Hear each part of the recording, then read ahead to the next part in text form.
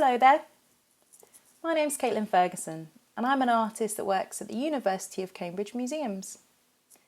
At the museums I work with lots of different people of all ages to create artwork inspired by the museums and their objects that they house. Today I've come up with some activities for you to do at home and they are called Look, Copy and Make, and they're for you to do while you're at home and you're staying safe and staying inside.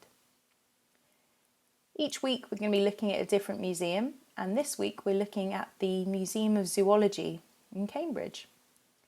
The object we're looking at is this amazing fin whale skeleton, and it's huge. It hangs above the entrance of the museum. So if you would go to visit, you'd walk in the front doors and it would hang above you. And it's really, really long, 21 metres long. So for the first part of activities, we're going to look a little bit closer. So the fin whale, and here's an illustration of it, is that it's got a grey colour and it has a white sort of belly. And these are really, really massive whales. Now, they're not the largest in the ocean, that would be a blue whale, but they're still pretty close. But they are the fastest in the ocean, and they can swim up to 25 miles an hour. So that's as fast as a car can drive. And they go really, really fast, speeding through the ocean. What I'd like you to do is to watch a video, and we're going to put the link alongside this video, so you can either stop the video here and watch it, or you can watch the video at the end. And the video shows you the installation, which means the moving in of the fin whale skeleton into the Museum of Zoology.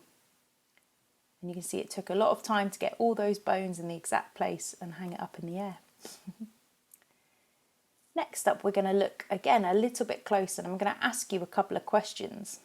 So having a look at the picture of the fin whale skeleton here, my first question is, what do you think's missing?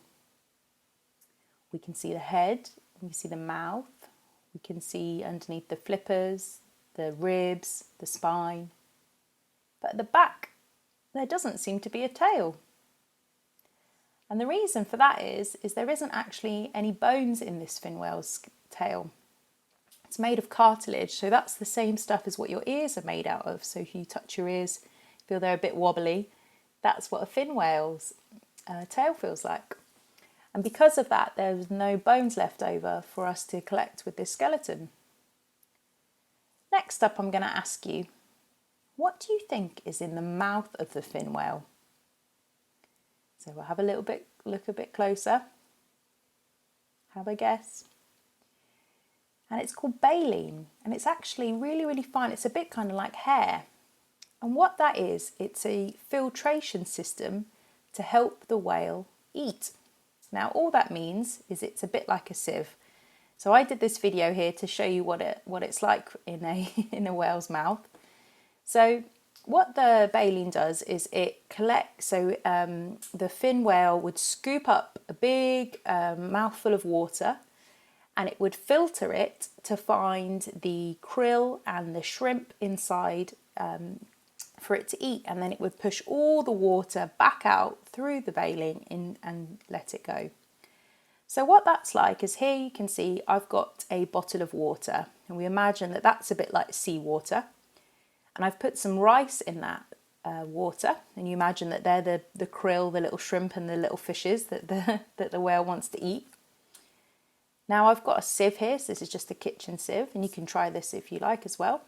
And I pour the water through the sieve, and you can see what's left is the bits of rice, or as we're pretending, the krill or the shrimp. So that's a bit how the fin whale's mouth would work.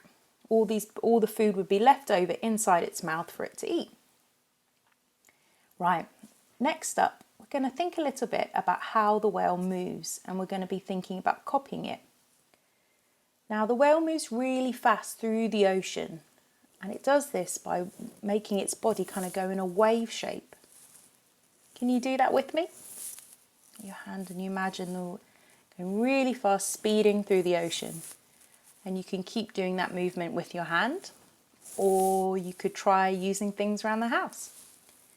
So I found this nice soft scarf, so you could have a go with floating the scarf along and imagine it was a wave just like the whale's body through your hands. You have a little play. So think of that whale shape we're copying. Next up, we're going to make, so we're still thinking about how the whale's body moves through the water. And first of all, we're going to do an instant make. So there's two makes here, one's instant and one's detailed, and you can do one or the other, or you could do both of them depending if you feel you've got the concentration for it today, or you can come back another time as well.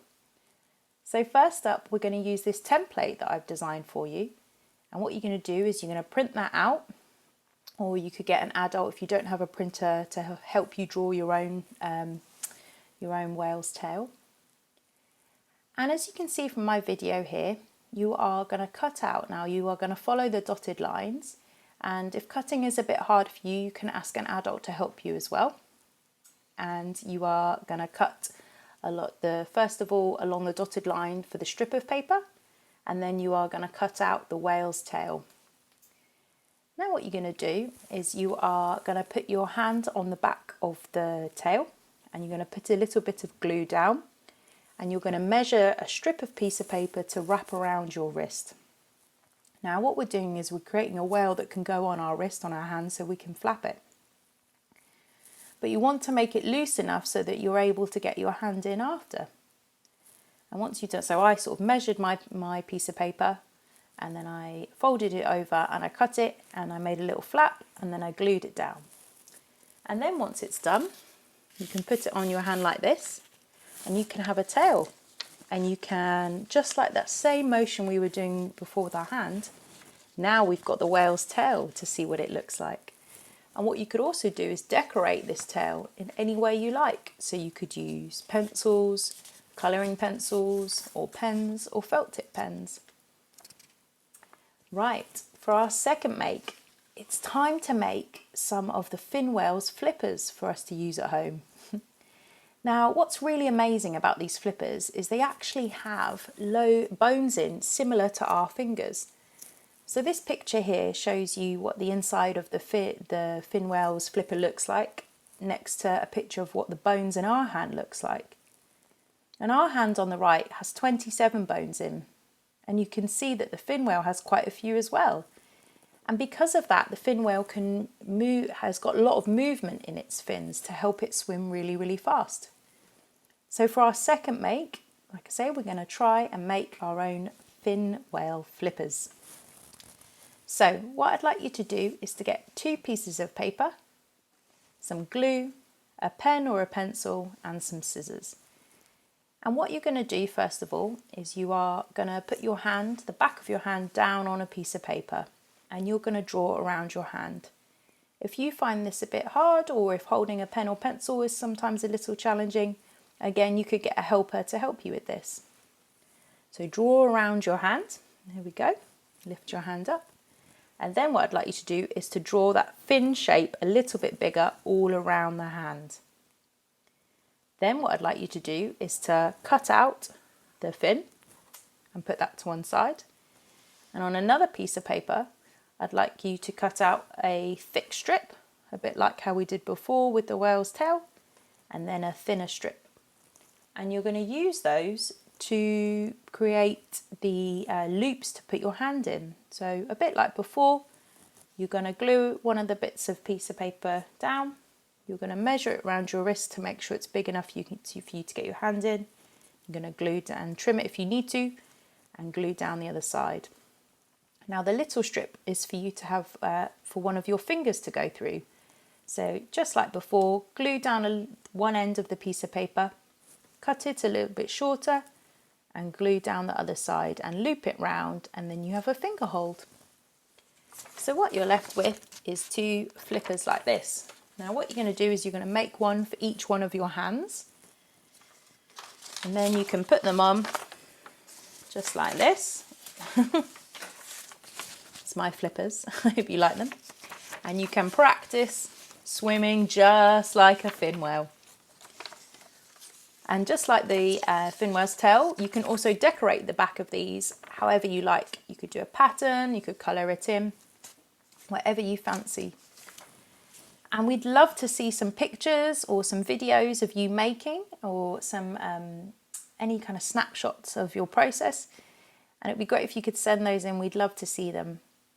But in the meantime, I hope you enjoy being creative, and I look forward to hopefully seeing you at a museum again soon. Take care. Bye.